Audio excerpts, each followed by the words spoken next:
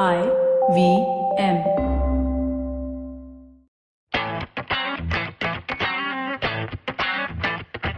Welcome to another episode with Joe Morrison. We had him on the first episode and he was an absolute delight. Far more interesting than... These answers were far more interesting than the questions, which was how it was supposed to be. But it went all over the place. We had a document that we had made, which we've thrown out of the window. Just like United threw David Moyes out of the window after 8 months. But... Yeah, see, David Moyes took that United job for granted, right? But there was a couple of things that Joe, you touched upon when we're talking about Newcastle and how it is not going to be another Manchester City. But I'm going to stay with Manchester City because you spoke about financial fair play, and there's a question there. Are they going to be out of the Champions League next season? Or let me put it in a better way. Does United have a chance to play Champions League next season?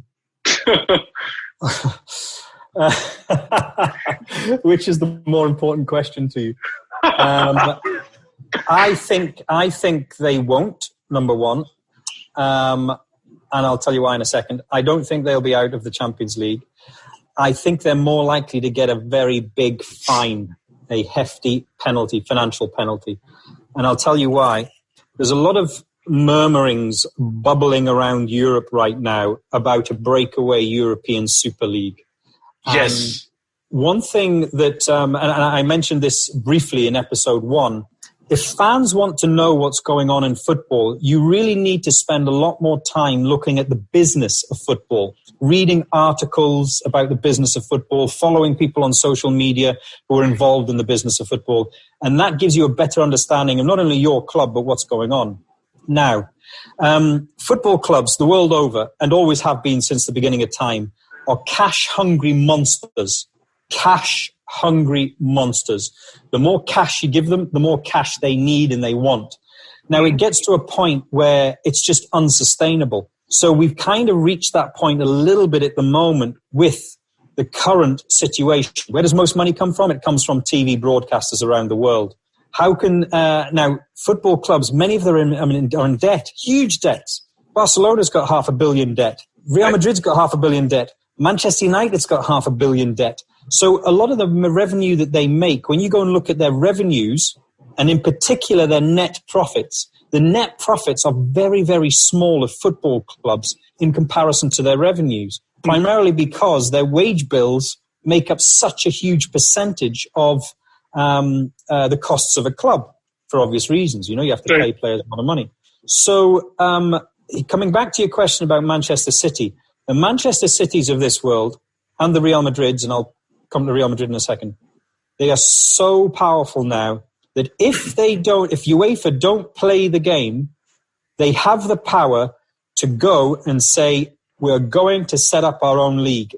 And let me tell you, if someone came along with the right amount of money, Real Madrid would walk tomorrow. Oh, really? Not today, tomorrow. If I'm not mistaken, wasn't Perez during his time at Real Madrid one of the first proponents of the European Super League? He still is. He still is, right? Yeah. And to put this into context, when all of the La Liga directors, the representatives of every club in La Liga came over to Delhi last year, I had to go over to Delhi and be part of this interaction with them. So to give them a bit of an exposure to, potential opportunities and partnerships in the Indian subcontinent. Every club was represented except for Real Madrid. So Real Madrid and Perez, has he made a secret of this? He keeps denying it, but it's one of those, with a twinkle in his eye, I didn't say that. Perez, he realizes that the clubs are cash-hungry monsters, and if you want to pay players more and get the best talent, you need to keep that cash coming in. Now, that cash has a finite limit at the moment because it comes from predominantly TV revenue. Now, how do you increase the TV revenue? Well, the Premier League, La Liga, Champions League, they've kept going to broadcasters over every rights cycle and saying, give us more money. Our product's amazing. The Premier League is the biggest league in the world. Give us more money. La Liga is getting better and better. Give us more money.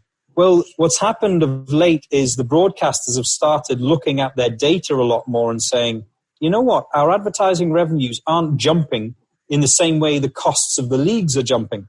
every rights cycle. So we need to just be a little bit more careful. Our subscriptions aren't going through the roof and heading for the moon like they were back in the late 90s, early 2000s. Yeah. The last Premier League rights deal domestically went down for the first time in its history.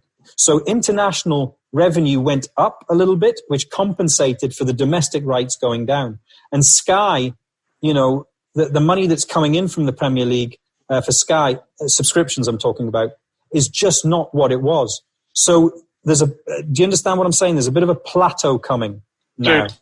Yep. So UEFA have to be very, very careful as to how they play this out because they cannot alienate the clubs. Now, I think UEFA have their own plans of world domination, just like FIFA and Infantino has his plan of world domination. And FIFA and Infantino is this shadow that's lurking in the background. He realizes that the future of FIFA cannot be built on the revenue and money generated just from the World Cup every 4 years. They get $2 billion into their pocket every 4 years, and then they make virtually no money in the intervening years. So he realizes that something else has to happen. That's why he wants to revamp the Club World Cup. He wants to turn it into a tournament. Now, if UEFA it up with the clubs, FIFA will step in and say, hey, come, we'll create a league, we'll get the broadcaster, we'll do this. If you're not happy with your domestic leagues. Now, I'm sorry to say, when I first started broadcasting to Asia, fans cared about Liverpool playing a Bournemouth or Manchester United playing a Portsmouth. Now they don't. Now they don't give a shit. They only want to see Man United, Liverpool, Chelsea, Juventus, Real Madrid against Arsenal. That's the games that people want to see now.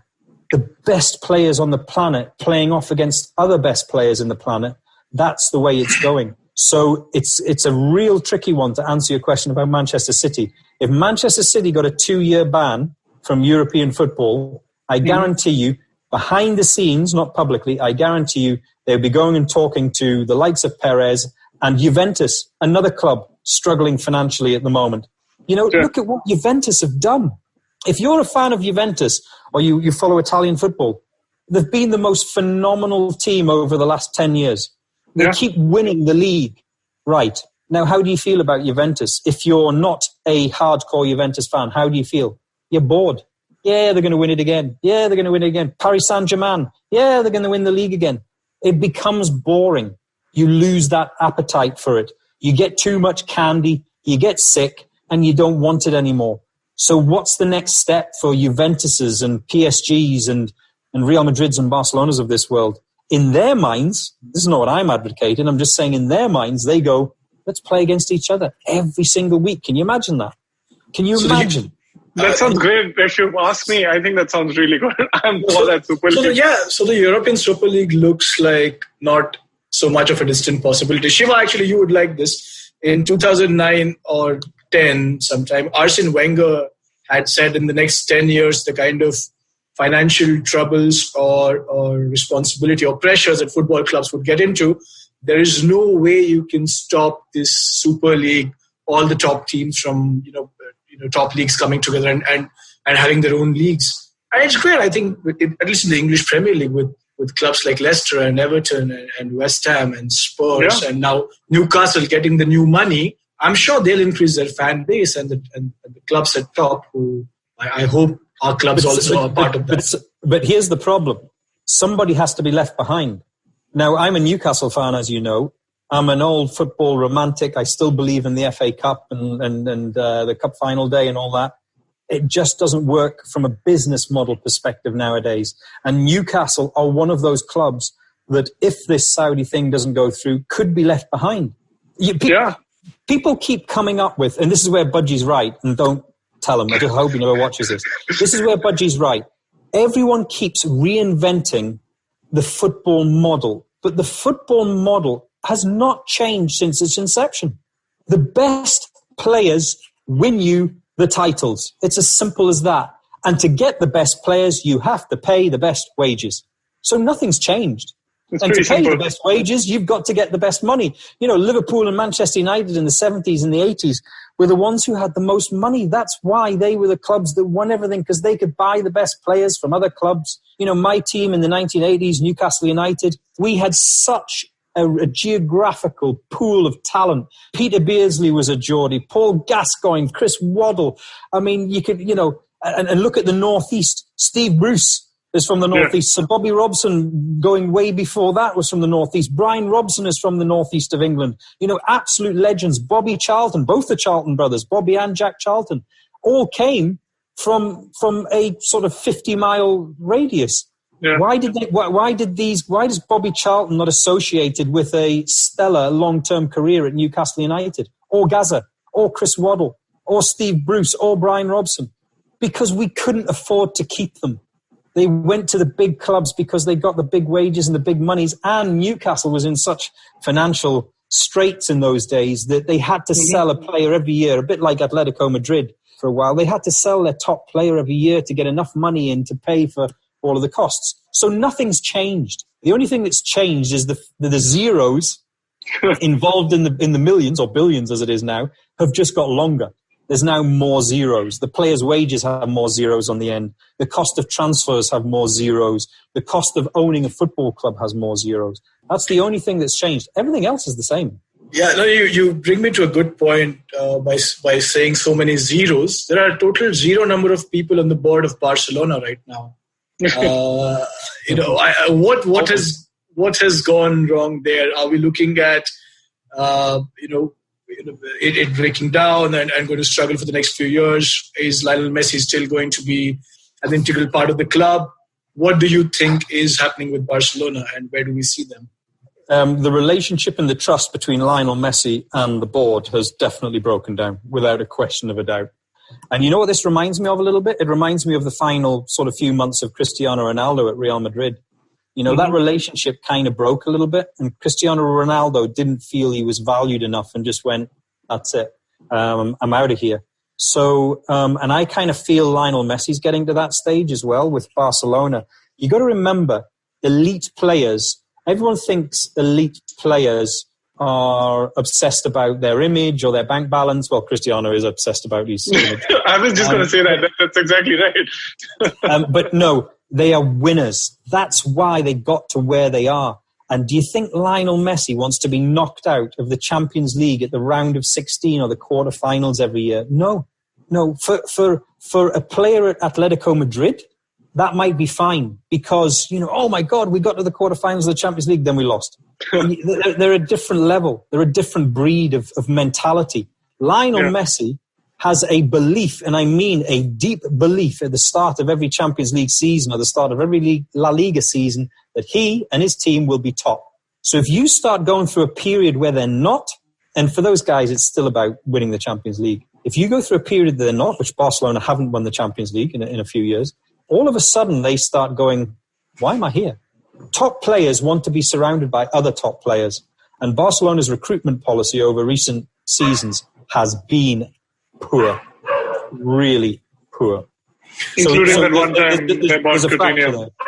There's a fracture there. There's definitely a fracture. Well, the bad transfers gone bad at Barcelona could be like a 3-part episode by itself.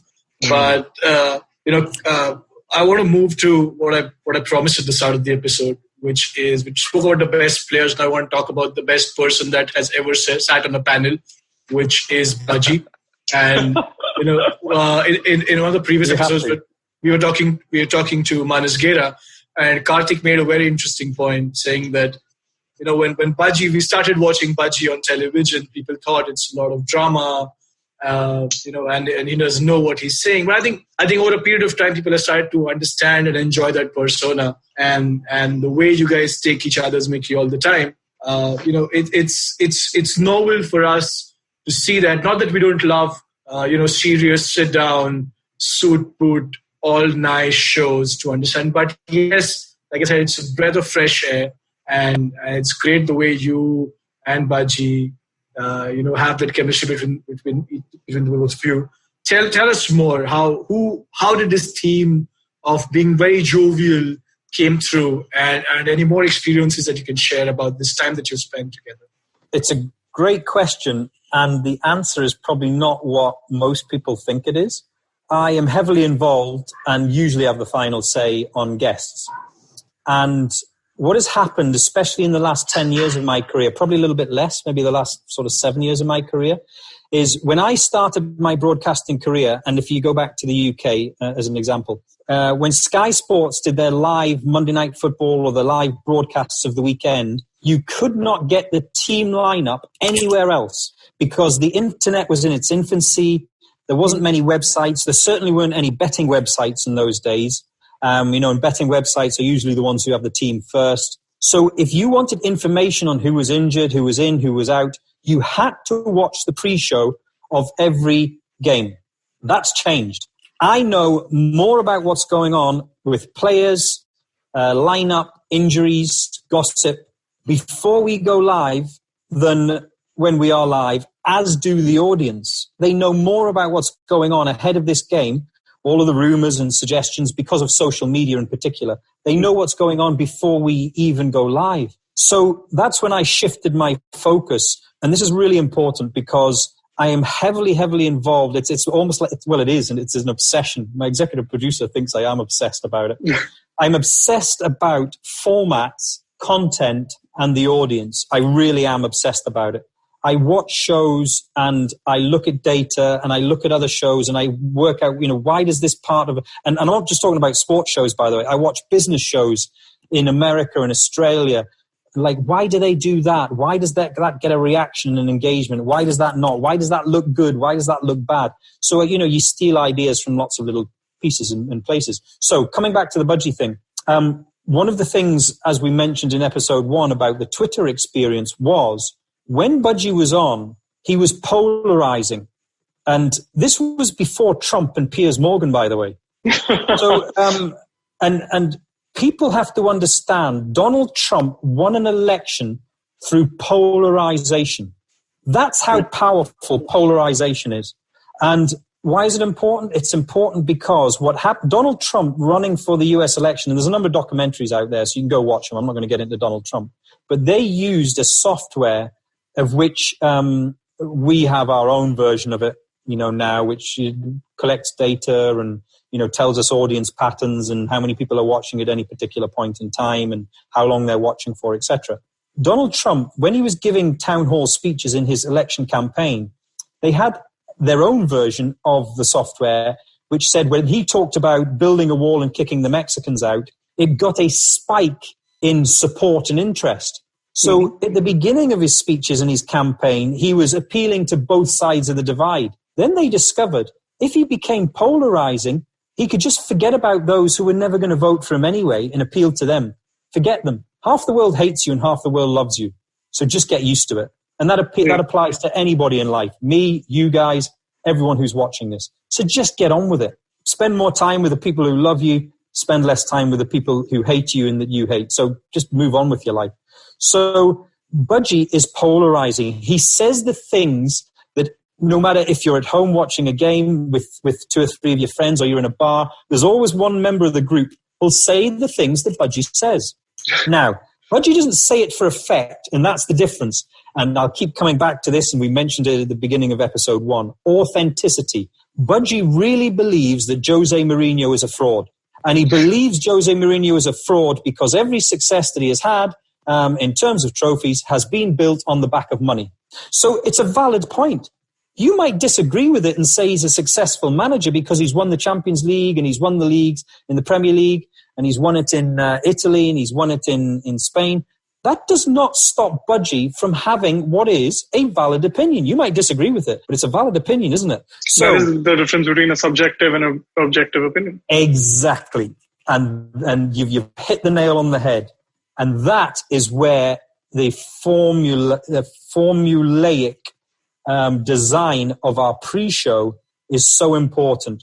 Because we cannot give first information about the team lineup anymore, what's the point? So that's why I've moved the emphasis of the show, the pre-show I'm talking about. Halftime and full-time is still the same. It's still serious, analytical. But pre-show, if you are not entertaining the audience, You should not be on air. That's amazing. It's as simple as that. And I say this when anyone asks me the question, to be a TV personality, first of all, you've got to have a personality. You can't be bland. You can't sit on the fence. And you know what is rather ironic about all this? When the BBC was great at training us, we were always going on training courses. And one of the things they taught us in one of the many training events at the beginning of my career was, as a presenter, as an anchor, you have to stay neutral. Now, that was correct for that time. Now it's not correct anymore. The audience wants to know what Joe Morrison thinks. So I have to start moving either side of the divide. The difference is that Budgie might be on this side and Kevin might be on that side. What I do is I try and formulate my opinion based on who has the better argument or who I support, and I move one way or the other during the course of the show. So do not for 1 minute think that this is just all, that's just the way, the dominoes fall. It's not at all. I think very, very deeply about, so to give you an example, when I'm formatting a show and discussing what we're going to talk about, before the Facebook project, all I would think about were what are the most important topics in the build-up to this game, who's injured, etc., etc. Now, with Facebook, because we have this data that shows the engagement and shows who's responding and why they're responding, I have to now work out a format for the pre-show of topics that will generate the most reaction. And that's what Piers Morgan's doing. That's what Donald Trump's doing. You can type away. When people get angry with Piers Morgan, they're boiling their blood. And what do? Get on their laptop or their iPad and start sending a message saying, Piers Morgan, you're a dick and I totally disagree with you. Mm-hmm. Does he care? No. But what has happened? He has got 50,000 responses, and that shows in the data. And that's what companies and broadcasters want to know. If you are not generating a reaction, you may as well not be on air. And unfortunately, the traditional style of TV broadcasting in terms of pre-show is just bland, boring, blah, blah, blah, blah, blah, blah. Even the seating positions are really important to me, because physical interaction is vital to the chemistry of the argument and the debate, and then the debate leads on to the reaction, and the reaction leads on to the engagement. I like how you said to be a TV personality, first you have to have a personality. I have something similar. Don't go into this subject. I have something similar because I really want to double click on that. I heard, and this sticks with me, to be a philosopher king, first you have to be king, and then you can start with philosophy. So tell us more, how did you arrive at, I'm pretty sure you have an example right at the tip of your tongue of a TV personality with no personality. You want me to name names, don't you? Of course, we have to sell this newspaper, don't we? I'm seeing, and I'll tell you why I'm seeing more and more that don't have a personality. Because as social media platforms develop, they're being found out. You know, what we do in TV land, right? This false TV land. As you can see here, I've got no makeup, looking probably older than I am, and all the rest of it. You look wonderful, Joe. Thank you very much. It's very polished. What you say is very polished. I'm still amazed to this day how many anchors use autocue. Gary Lineker has autocue for his jokes and his asides.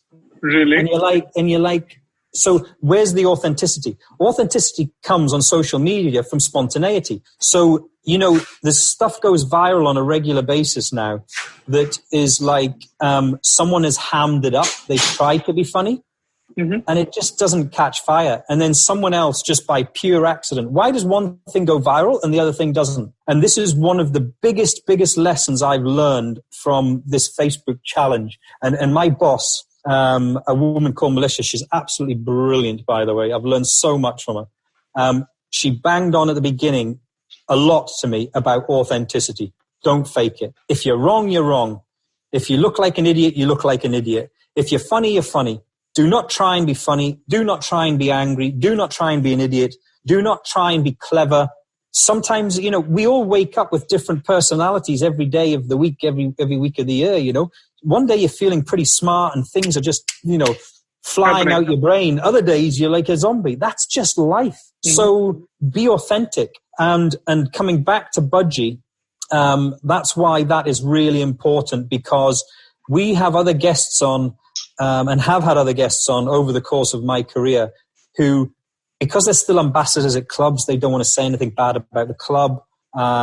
They don't want to criticize anyone. Well, what's the point of you being there? Yeah. There's been a big explosion in journalists going on to shows.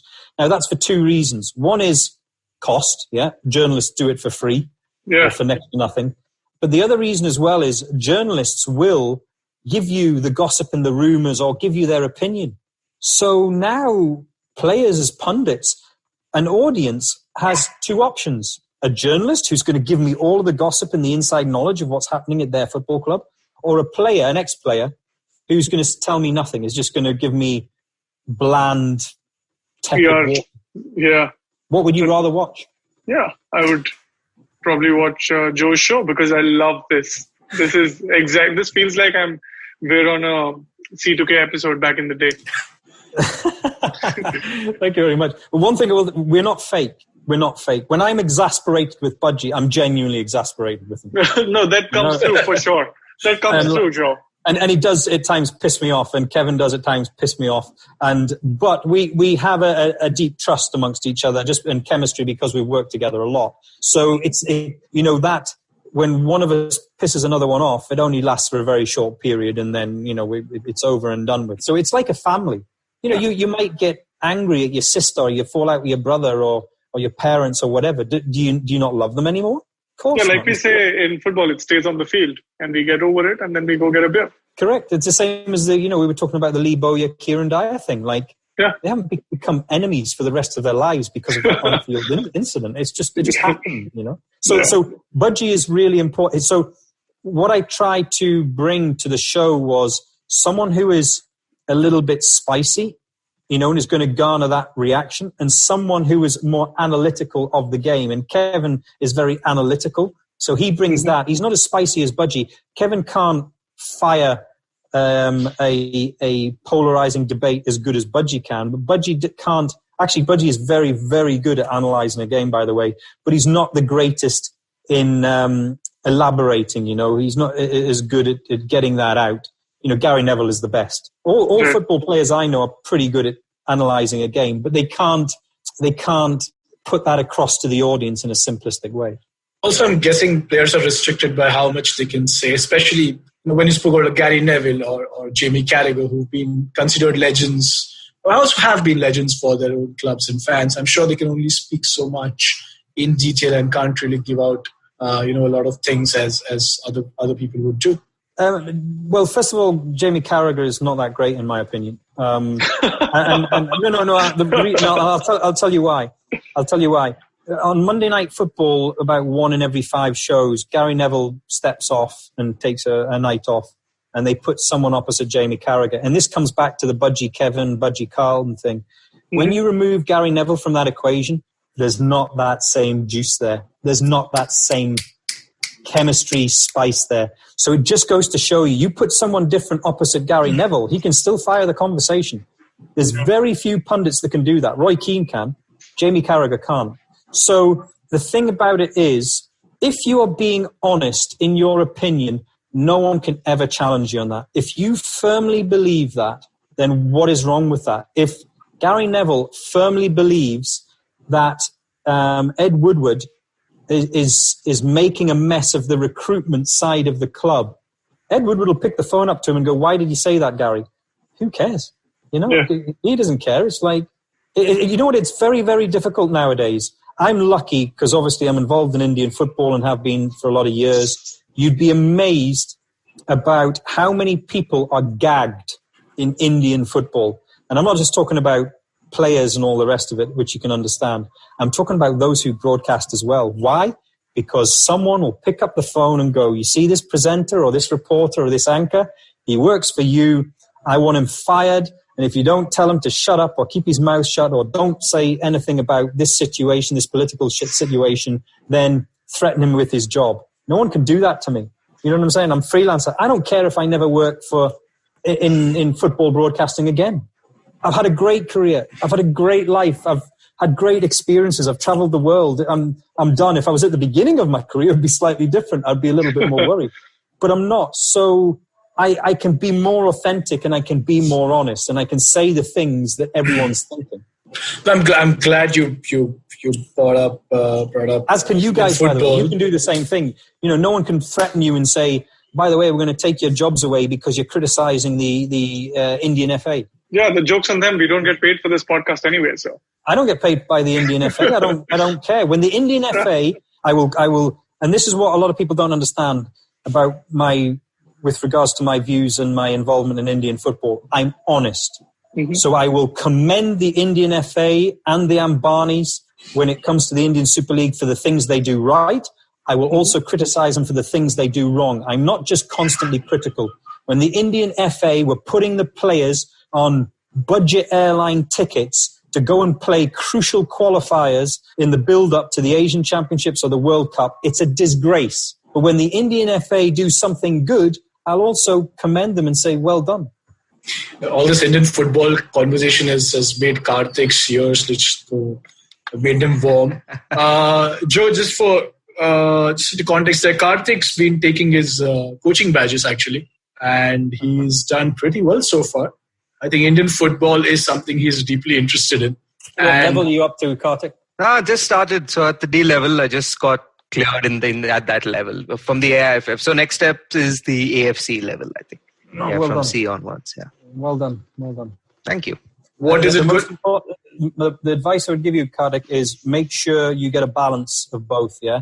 Mm-hmm. One is theory and the other is experience and practical. Yeah. So don't be, yes, work hard at the coaching badges, but you must be getting experience. It's no good saying I've done D, C, B, A, I'm now fully qualified and I can go run Real Madrid. No, you can't. Only Pep Guardiola went from Barcelona B to Barcelona A. Not many can do that. Yeah, true. It's, the difference in level now is can you command a dressing room? And that's why you're getting a lot of players who've come out the game recently who are going into management, because when you're standing in the middle of a bunch of egos, galacticos, super millionaires, super duper millionaires, and you say you're wrong, you were the one who was at fault for that goal, they have to be able to respect you. No one in that dressing room at the Bernabeu can say to Zidane when he's digging them out, what the did you do with your career? But you can say that to Jose Mourinho, and that's where Budgie's right, and that's where the crown of Jose Mourinho is starting to slip now. I love that, especially since he's at Tottenham now. I don't think he's going to be at Tottenham for a long time. I don't think there's too much money coming from Tottenham to Mourinho, and as Budgie rightly said, he can never win a league or a trophy without a lot of money out there. Joe, we're almost at the end of the podcast, and we keep debating amongst ourselves, amongst friends, people who we had as guests on the podcast about their top team of 11, from the Premier League or from La Liga or from wherever else or whatever decade. But this podcast has slightly taken a different turn, I would say. It's been more honest, and you had a good 20-odd years of career doing Premier League, La Liga, international football. I want to know from you the 11 most egoistic players that you can put on a pitch, one for each position. Ego. Yeah, you can. Like Ronaldo has a big ego. He's a fantastic player, no doubt about that. But he's extremely competitive, not in the wrong sense. But who would those 11 players be? I'm sure a Paul Scholes or a Michael Carrick or so basically, Manchester United, no ego. Everyone else, you bloody egoistic. No.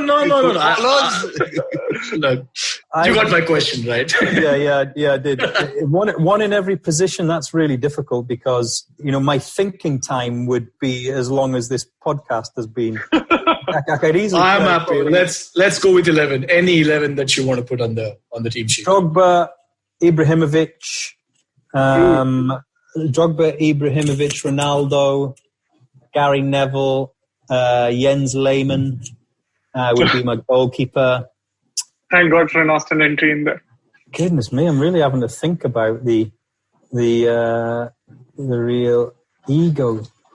Oh, Piqué. Oh, really? PK. We know Joe's not getting a documentary ever. Pogba. Of course. This is turning up to be a United future or current squad mostly. Yeah. Robbie Savage. How many have I got? How many is that? Yeah, about 6 to 7. I'm sure it's about 9 or 10. Let's go with the one last name then. Yeah. One last name. The biggest ego. Neymar. Oh, of course. Has to be. How could I forget Neymar? Has to be Neymar. Yeah, I think Neymar has the unique privilege of coming on to probably every type of starting 11. Fantastic player 11, most egoistic 11, most injured 11, most fake 11. I'm sure. But you see, here's the problem. I think he's overrated. He's not on the same level as Messi and Ronaldo, and I don't care what anybody says. But then that's my opinion.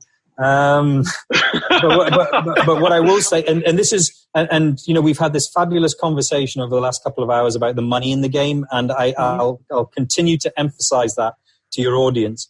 You have to understand football and the way it's going to be this year, next year, 5 years from now. You have to understand the money and where it comes from. Neymar is not a great player, in my opinion. Very, very good player, but not a great player. However, any football club he joins, he brings the commercials with him. Right.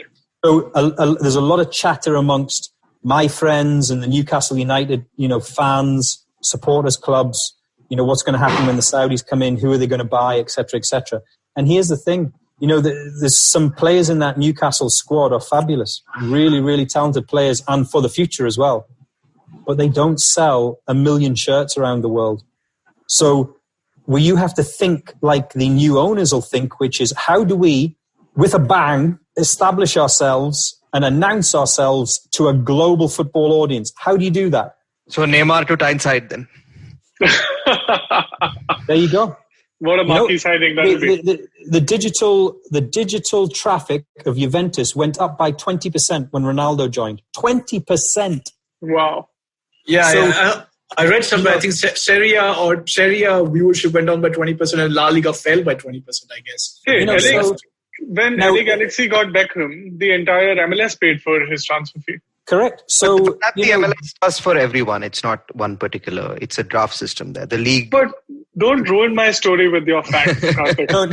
but you're right, Karthik, because there's one fundamental element to that. When Beckham went to the MLS, it was still a Mickey Mouse league, and many players that were in his position, i.e., they weren't finished in their career, but they were in the twilight of their career, didn't consider it. It just wasn't an option for them to go. They would go and get one more payday in the championship or something like that. Going to MLS, Beckham broke that barrier. And now you've seen Gerrard and Zlatan Ibrahimovic, to name just Rooney. Rooney have gone to America. Beckham made that cool. You see what I'm saying? And that's why I have a huge amount of respect for David Beckham. People that change the game, So, but in terms of egos, I mean, there's not egos in the Indian national team. They're all very, very humble, and Indian players in general are very humble. Now that goes both ways as well. There's a detriment to that. There's a downside to that because you need a certain amount of artistic arrogance, as it's called, to win games that are in the balance.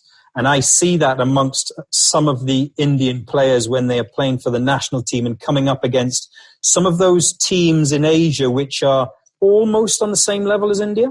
A game where, we might be able to get something out of this game. If you go into that match, and I'll give you in a second a great example because I watched the game. If you go into that match feeling like you're subservient, you are going to lose. It's a fact.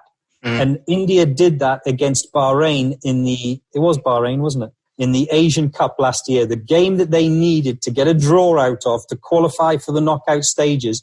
They went up against Bahrain, and I can tell that all that was in their mind was Bahrain are higher than in the rankings. I think it was UAE, right? UAE, yeah. No. The UAE beat them in the second game. In the second game, the one. Second game, yeah. The one. And that performance was brilliant. Even though they lost the game, it was brilliant. They went out there, freedom, no fear, we can do this, we can do something. But in the game against Bahrain, they did the opposite. They went out and they went on the defensive, onto the back foot, and the rest is history. So, they were always going to be knocked out by Bahrain because you can't defend for 95 minutes. It's just, history will tell you and the stats will tell you that you're going to concede late in the match. Eventually, yeah. Yes, being humble is important, but at the same time, you have to have you have to have some confidence as well to succeed. Yeah, I think those were the kindest words that you spoke throughout the two-part series, and I'm glad they were for the Indian footballers. That's a word of encouragement actually coming in from you, someone who follows Indian football, not just national football, but also the leagues very closely. It comes back to the authenticity. You've got to be honest first. Absolutely. And there's not enough people being honest with Indian football. And when I say honest, I mean both ways. You've got a bunch of people talking bullshit about we are going to be in the 2026 World Cup. Nonsense, the way things are going at the moment. And then you've got on the other side another bunch of liars who are saying we're the worst team on the planet, we're shit and we're never going to win anything, we're never going to go anywhere. Both of those are lies. They're lies. You have to have an honest perspective. And the honest perspective is the first target for Indian football coaches, so that's you, Karthik, for players, for media, and for fans is we need to be knocking around the top 10 in Asia. There is nothing else that's important. Forget the 2026 World Cup. Forget everything else. Forget beating Nepal every single time that you play them. Yeah? My God. First of all, focus on becoming the top 10 in Asia. And once you get to the top 10 in Asia, and I mean your ranking, it's going to go up but one or down one. What are they at the moment? 14, is it, in Asia or something like that? But you might go down to 9 in Asia. You might go up to 11 in Asia. Doesn't matter. You've got to be in that zone. Focus on that and be determined about that and do everything you can to get there. And then you'll start to see the progress. Karthik, a final bit of advice for you. Get out of India at some point in your coaching career to gain experience and to learn. That is the fundamental flaw of Indian football right now. Players, coaches, Indian coaches, and referees are not getting out of India. Get out of India. The last person to go out of India to Europe on a long-term contract was Gurpreet Singh Sandhu, and he's been back in India for 3 years now. And he went to Norway in, 2012, was it? Yeah, around that time. 2012, when they played Europa also, I think. Mm-hmm. Yeah. 8 years ago. Where's the rest? Are you telling me that Gurpreet is the only one that can do it? No, that's nonsense. That's just not true. There's many others that can do it. They don't want to do it, right? Because they don't want to suffer for their sport, number one. Yeah. And number two, they are badly advised by others who don't want them to do it because an agent or an advisor will get more commission or more money by them staying in India. Gurpreet told me when he started pre-season in Norway, every season for those 3 years, the average temperature was minus 15 degrees. Wow. Tell me how many goalkeepers in India would suffer for 3 years pre-season doing that? Not many. You've got to suffer for your sport. Yeah, what you just said, I think I read it maybe earlier last week when Just this week. Novi Kapadia had a couple of things to say about why don't Indian players go and play abroad. And I think you had you kind of partly agreed with what Novi Kapadia also mentioned, the fact that they're well paid here and that they have a little bit of audience and fan base that they don't want to let go, and going outside, trying in Europe, even the lower leagues, is not a guarantee for success. And that's what makes them stay here. Yeah, so there's a couple of things. One is there's too much pride, and the other is financial, and we've talked about the financial already. The pride issue is a big problem because what they look at is, okay, I might go to one of the lesser European leagues, such as Norway. They see it as, unless I go straight to Real Madrid because I've played for Bengaluru or I've played for ATK in India, I've got to go to Real Madrid. Unless I go to Real Madrid, I've failed. Says who? That's not how it works for sure. You go to, I don't know how long you've been watching Indian football, but I've been watching Indian football for a decade, probably. You look at Gurpreet a decade ago to Gurpreet now. There was talent there, but oh my God, it was rough and it was raw and it was messy. It was a very messy talent. His inconsistency was terrible. Or his consistency was terrible, I think is the correct English. So his inconsistency was unbelievable is probably a better way of putting it. and Gurpreet will admit this himself. He's come back as a better player. When Gurpreet has a bad game, it's like one mistake. When any other goalkeeper in India has a bad game, it's 5 mistakes. That's the difference. Yeah. It's consistency.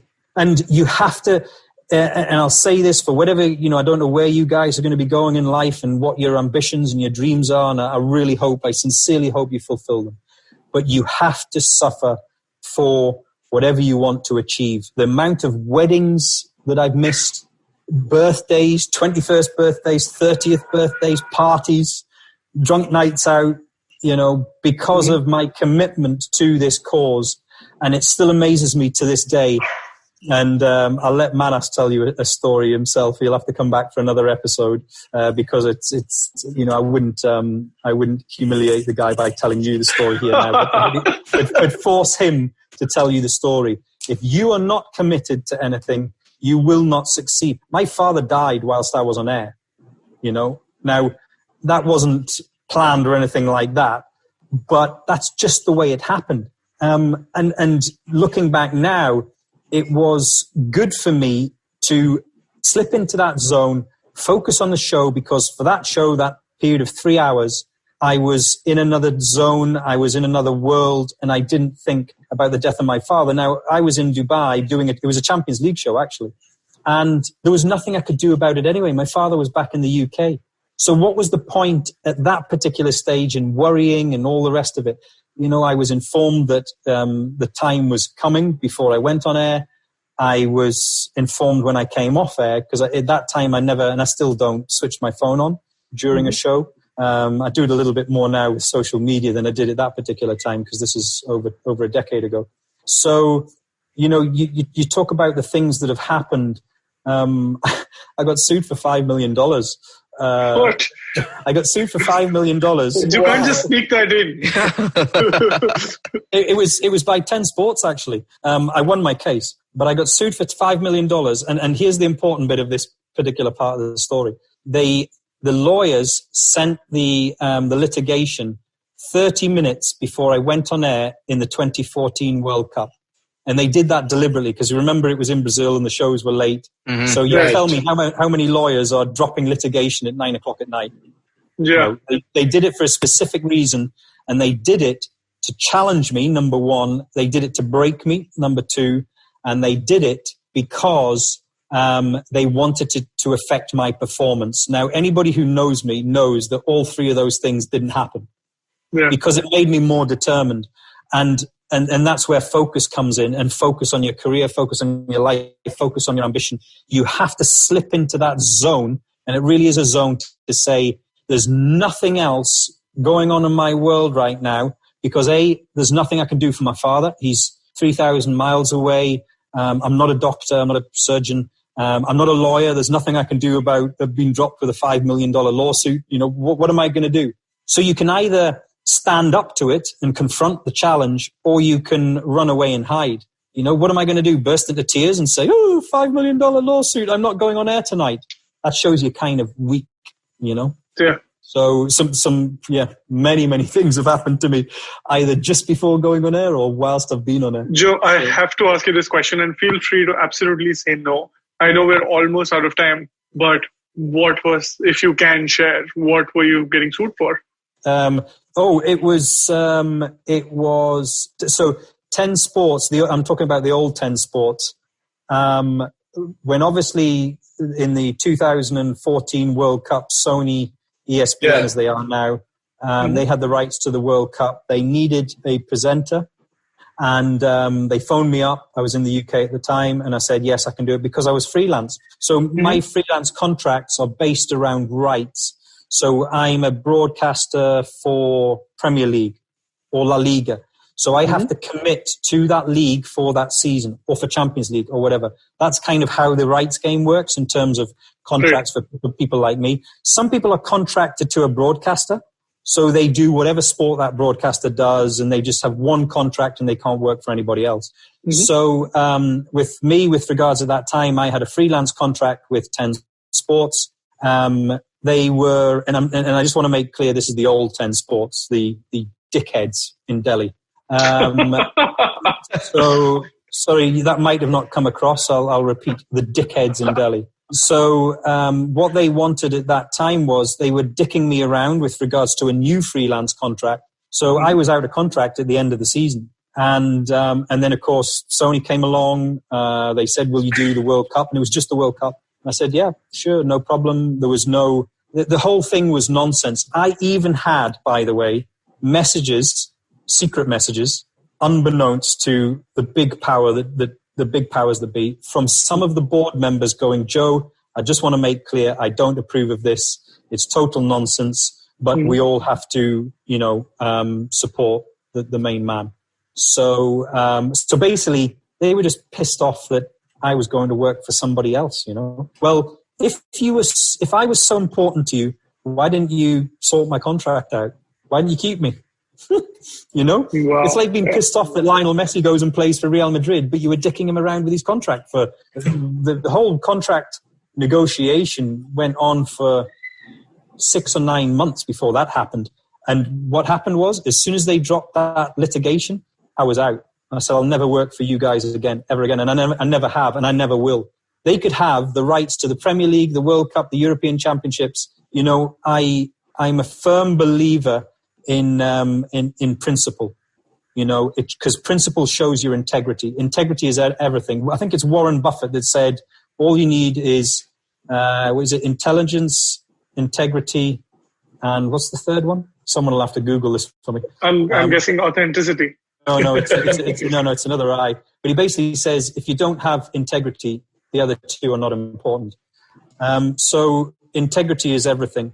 And then they came back to me and said, this was the following season, right? Will you re-sign for us? What? Not a very smart move then. This could make a whole podcast episode, the summer transfer saga of Joe Morrison. We need to YouTube this for sure. Yeah.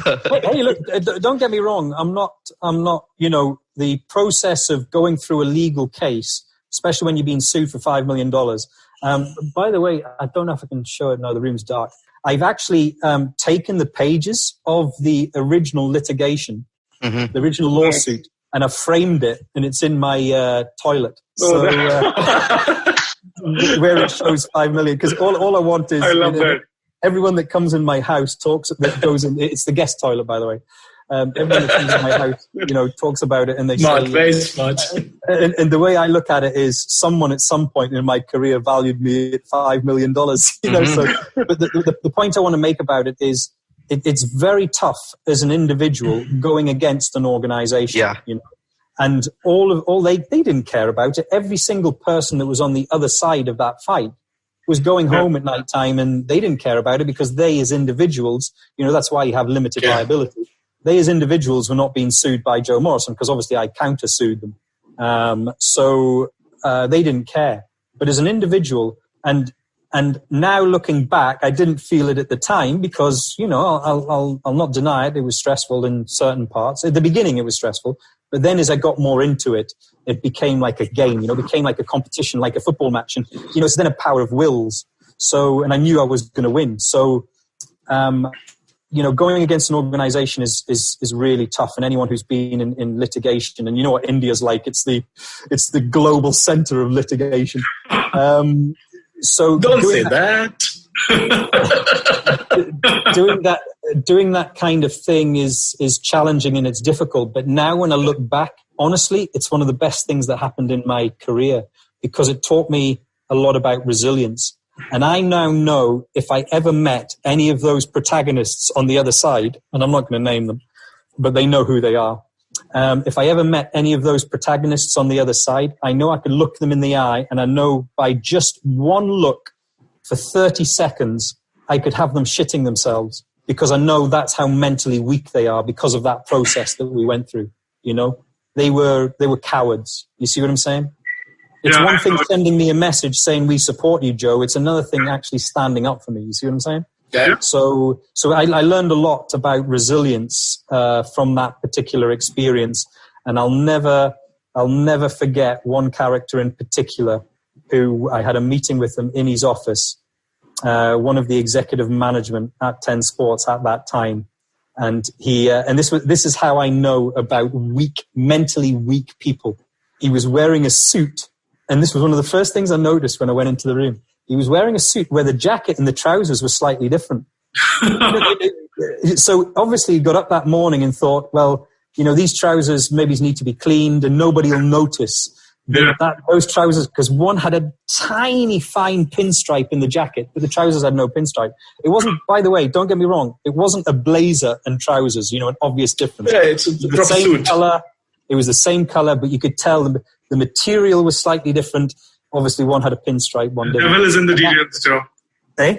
The devil's in the details. Exactly. And when I'm training presenters, young presenters now, I do a little bit of training for young, upcoming talent. I always ask them to, when their guest walks into the room, within seconds, maximum 1 minute, you should have looked at the shoes, looked at every single detail of that person from top to bottom, because it then gives you an understanding of who you're dealing with. Because some people, I've seen people wear Rolex watches, sharp suit, and really cheap shoes. Mm-hmm. So it tells me that their thinking as a person is not immaculate from top to bottom. They will let holes appear in their life, in their business, in their everyday workings. Does that make sense?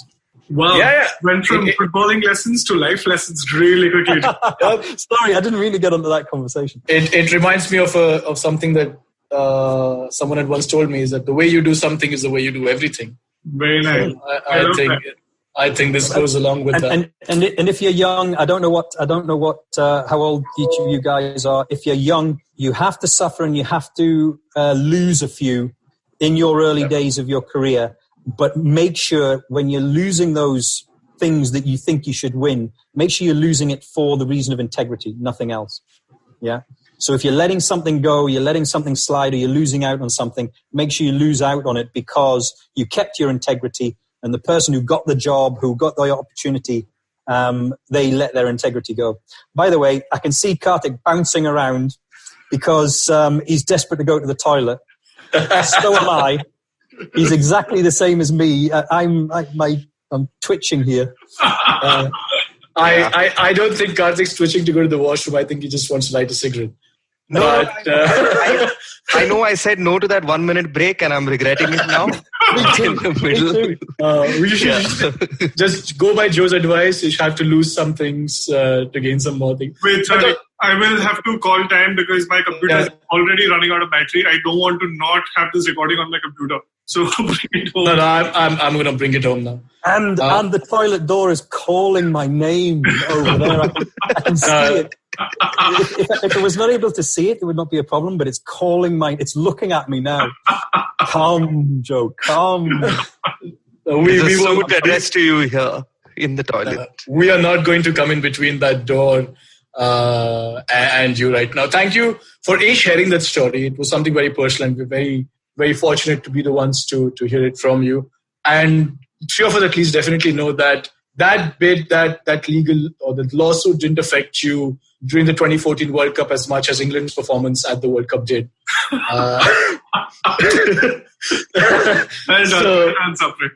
So thank you. There was a lot in these two episodes, right? There was a special advice for Karthik on what it should do with his coaching career. There was life advice for Siva and I and for our listeners. So much but the most important advice I got from these two parts is, if you're carrying tea from India, especially to Dubai, ensure you have some amount of labeling on that. Otherwise it's not a good idea. But thank you, Joe. This was fantastic. You were very honest. Extremely authentic. It was not just a word that you used, the stories that you told us, and the anecdotes. Don't forget that word. If you're in broadcasting for the rest of your career, don't forget that word. It's so important. Oh, and by the way, Ramadan Mubarak to those who are celebrating. Yeah, happy Ramadan to everyone. Happy Ramadan to everybody. Hope you have a great time during this lockdown. I hope you find other ways of dealing with so much time on your hand in the absence of live football. Hope you're on with your exercises and that your family is also doing well. Thank you. Joe, a lot of people already do get in touch with you, but somebody who's listening to this episode and wants to reach out to you for some certain questions that they have, where can they reach you? You can follow me on Twitter at Joe Footy, obviously. You know what? I get stopped in airports and people think my surname is actually Footy. They come up to me, shake my hand and say, Mr. Joe Footy. So Joe Footy on Twitter, one, as in the word one, Joe Footy on Instagram. And if you want to watch all of the nonsense that me, Budgie and Kevin get up to, then go to Foreign Fields on Facebook. Now you know where to reach out to Joe. I'm not on TikTok or Snapchat or any of those things that the cool kids are Which on. is not a bad thing at all, Joe. Yeah, I don't think it goes along well with your authenticity thing. That particular platform. But who knows? Today we have Facebook showing matches. Tomorrow that could be TikTok doing other things. We never know where life is going to take us. Thank you, Joe, again, from the three of us and from all the listeners here and from IVM, who is hosting this podcast.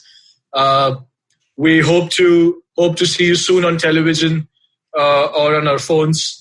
Small, big screens, anything would do. We hope football is back. We hope Newcastle gets the money. We hope they buy some great players, and we hope they at least finish ahead of Arsenal, which is not the most difficult thing to do. Thanks. On your phone, iPhone SE, I've got. I love these small phones. Why do phones keep getting bigger? The small phones are the best ones. Thanks, Joe. Thank you so much. Thank you, Joe. So if you like this podcast, don't forget to check out other interesting podcasts on the IVM network. You can listen to us on the IVM Podcast app or ivmpodcast.com. You can also follow us on our social media. We are at IVM Podcast on Twitter and Instagram. If you want to reach out to me, I'm Fickleberry Hun on Twitter and Instagram. That's Huckleberry Finn, but Fickle. And if you want to reach out to me, I am Sapre on Twitter and G Sapre on Instagram. You can reach out to me at iRant, which is IYERANT on Twitter and Instagram. This is Football Shootball. Recognize. I hope you enjoyed that show. We'd like to thank our sponsors this week, Paytm Money. While we're still going through lockdown, let me recommend a few quick shows for you to listen to. Check out Uncle Please Sit with Joel and Tushar. Really enjoyed that show. They unpack some of the greater issues that we're facing, and I think you'll enjoy that. Also, do check out The Traveling Professor. That's a fun show that I think you're really going to enjoy as well. Fulia Bazi is a great show. It's a Hindi show about policy and things like that. They had a great episode last week. A close friend of mine from college, Joy Paul, was the guest. They talk about different social networks being used for different things. Very cool show. And lastly, let me tell you about Simplified. Simplified did a live episode last week, and we're making the first part of that available on their feed right now. So do definitely check that out. I'm sure you'll enjoy it. Thanks, and please do keep listening. Beta, did you know 79% of all scientists in NASA are Indian only? देखो, India में tax सिर्फ middle class भरती है. Everyone is just enjoying free यार. आजकल के youngsters are only interested in partying and enjoying. उनको देश की पड़ी ही नहीं है. बेटा तुम बस शादी कर लो, उसके बाद तो you can enjoy life like anything. I will tell you what this country needs. This country needs 15 years of dictatorship. That is the only way to become a superpower. See the Chinese, how much they've progressed. सुनो, तुमने ये WhatsApp forward देखा? So what's common between all of these statements? They're all absolutely rubbish. Fake WhatsApp forwards that spread like wildfire. And statements that defy any logic. We are here to debunk them all. Way of family WhatsApp groups, worst nightmare. Where what happens when you read a book. Basically, we are just a bunch of guys who want to cut through the bullshit of everyone saying this, how it won't be true. So that the next time someone confidently squeezes out some WhatsApp or Twitter BS, you can look them dead in the eye and go, Uncle, please sit. So join me, Joel, and me, Tushar, every Mondays for a fresh new episode of Uncle, Please Sit.